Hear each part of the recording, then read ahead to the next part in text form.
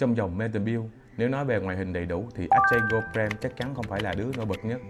Em nói mất đúng một tay, nhưng cái hay của Ajay Goprem nằm ở chỗ không phải mất là yếu, tàn mà phế, càng thiếu càng ngầu, càng sức mẻ càng ra dáng cao thủ, và chính cái vẻ chưa trọn vẹn đó lại là thứ làm Ajay Goprem trở nên khác biệt hoàn toàn trong Metabuild. Ajay Goprem là một prototype Mobisuit xuất hiện trong manga Mobisuit Gundam Seed Ajay. Em này là hàng thử nghiệm do Orb Union phát triển. Người điều khiển là Rondojina Sahaku, một nhân vật có xuất thân quý tộc. Goprem là một trong 5 nguyên mẫu Ajay đầu tiên. Tính tới thời điểm hiện tại, Bandai đã tung ra 3 mẫu trong dòng Ajay, trong đó có Ajay Red Prem, mẫu mà mình đã làm review trước đó rồi. Ajay Blue Prem mình có luôn, nếu mọi người thích thì bài sau mình làm. Và hôm nay chúng ta sẽ đến với Ajay Goprem Metabuild. Cách đóng gói của Metabuild vẫn giữ đúng phong cách quen thuộc. Nhân vật chính được cố định trong mút bảo vệ. Các phụ kiện được tách thành 2 khay, một khay cho vũ khí và mối nối và một khay riêng cho bay trưng bày. Phụ kiện hai em này không quá khác nhau. Red Prem có katana và nhiều tay thay thế, còn Goprem thì có súng gearboot, giáp vai thay thế và ít bàn tay thay thế hơn. Sách hướng dẫn thì Bandai làm khá rõ ràng. Đáng chú ý ở trang cuối, Ajay Goprem vẫn có thể mang được Alia Chai, dùng được cả Caleb Bewit thông qua một mối nối ba lô được Bandai cho sẵn trong hộp. Bước đầu tiên là lắp anten lên trán, sau đó gắn ba lô vào lưng. Vậy là Ajay Goprem đã hoàn thiện.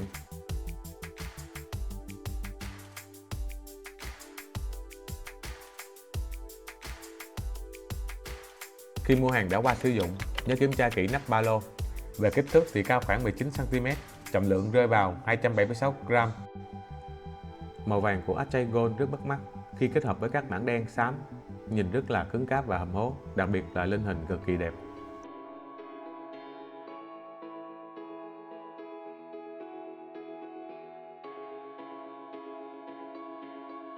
Một trong những điểm nhấn phụ kiện của Ajay Gold là khẩu súng Gelbow, một reel bazooka 350mm dùng lực điện từ để phóng đạn. Khẩu này ban đầu vốn thuộc về Duke Gundam, nhưng Goprem lấy được khi thoát khỏi Helipolis.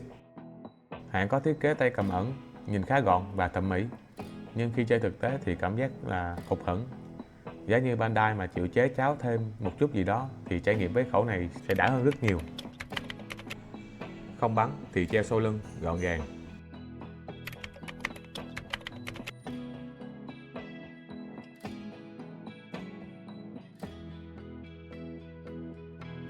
Tương tự như Red Prem, Goprem vẫn được trang bị beam rifle để đánh tầm xa. Nhìn bên ngoài thì hai khẩu này khá giống nhau, nếu mà trộn lẫn vô thì mình chịu luôn á. Bán tay phụ có thể xoay sang trái hoặc phải, tùy theo cách mà mọi người cầm và tạo dáng. Khiên, phòng thủ giúp chắn đạn và đòn đánh trực diện khi áp sát đối phương. Khác biệt ở hai khiên nằm ở màu sắc và phần logo, mắt bạc giống hệt nhau, chỉ khác màu. Goprem được trang bị beam saber. Điểm khác nằm ở phần chui kiếm, trên Goprem có viền vàng nhìn khá nổi, còn hiệu ứng lưỡi beam thì hồng nhạt hơn. Bàn tay thay thế, Goprem có 3 cặp, trong khi Red Prem được trang bị tới 5 cặp. Khác biệt tiếp theo là Goprem được trang bị một cặp giáp vai thay thế, cho phép người chơi tùy chọn phong cách theo sở thích. Hai em Ajay này thực chất dùng chung một thiết kế, khung sườn, form dáng, tỷ lệ cơ thể và hệ khớp gần như tương đồng. Điểm khác biệt chủ yếu nằm ở màu sắc và logo in ấn.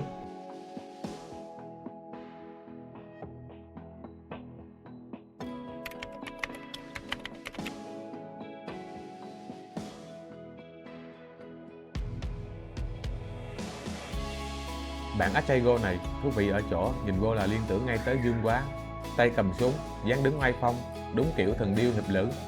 Hãng cũng chơi khá hay khi trang bị tới 2 khớp bảo vệ vai, trong đó một bên là khớp vai đặc biệt có thể gắn khiên, vừa tăng tạo hình chiến đấu mà nhìn kỹ lại cũng tăng thêm độ hài hước, vừa anh hùng vừa hiệp khách, vừa có chút dễ thương, cơ khí.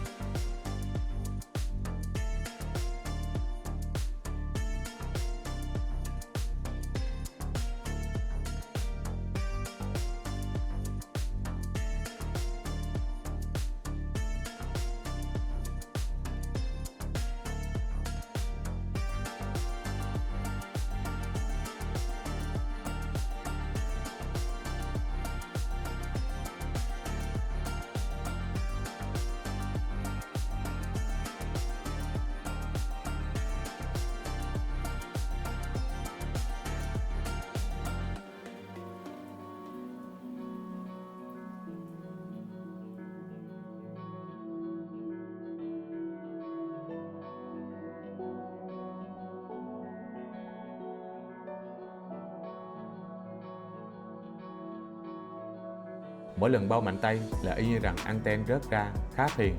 Nhưng đổi lại thì mình thấy cách này cũng không hẳn là quá tệ, vì anten là nhựa cứng, nếu làm khớp quá chặt thì rất dễ gãy. Phần chân và giáp hông có tới 2 bát tháo rời.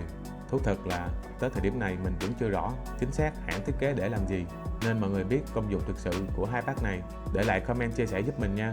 Phần sơn khung xương ở giữa các khớp khuỷu có tình trạng bị mất sơn. Tuy nhiên cái này thì mình không dám khẳng định là bị từ trước hay là trong quá trình mình bâu và làm review mới phát sinh.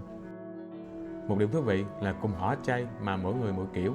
Blue thì eo khỏe, Gold với Red thì hơi yếu eo. Tạm gác những điểm chưa được vừa nói ở trên thì phải công nhận một điều, màu sơn của AJ Gold Frame thực sự rất bắt mắt. Nhìn vô là gợi cảm giác hoàng tộc quyền uy, đúng kiểu chỉ có hoàng tộc mới được phủ màu như vậy. Giá của AJ Gold thời điểm hiện tại khá mềm khi mua mới, và mình khuyên là mọi người nên mua mới, bởi vì bản này đã có hàng bên thứ ba. Mọi người đã quá quen thuộc với hình ảnh Metabuild lúc nào cũng đầy đủ, hoàn chỉnh, thì đây gần như là bản Metabuild duy nhất bị mất tay. Chơi em này làm nhớ tới anh Dương Quá, nếu gọi vui AJ Gold chính là Dương Gold, em của Dương Quá. Tóm lại, cá nhân mình nghĩ AJ Gold Frame là một mẫu rất đáng mua. Mọi người có ý định sưu tập đủ bộ AJ thì em này gần như là mạch ghép nên có, vì hiện tại chỉ có Print Frame và Mray Frame là chưa có lịch phát hành. Em này cũng rất hợp cho anh em thích bâu dáng, đặc biệt có thể dùng chung các gói try back, mở rộng cách chơi.